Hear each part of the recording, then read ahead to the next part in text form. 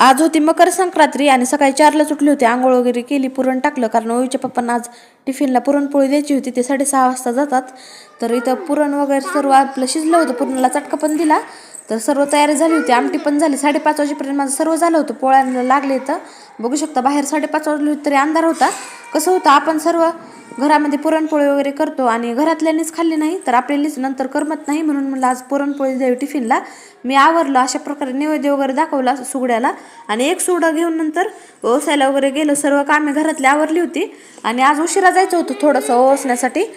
3 ते 6 काहीतरी मुहूर्त होता. मी अशा प्रकारे तयार झाली होती आणि मी, मावशी आणि शेजारची ताई मिळून आम्ही ओसायला गेलो. तर बघू शकता माझा लुक कसा वाटतं आहे, नक्की कमेंट करून सांगा.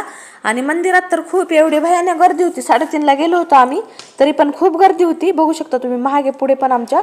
आणि आम्हाला 3:30ला लाईनीमध्ये लागलो होतो, तरी आम्हाला 5:30 वाजले.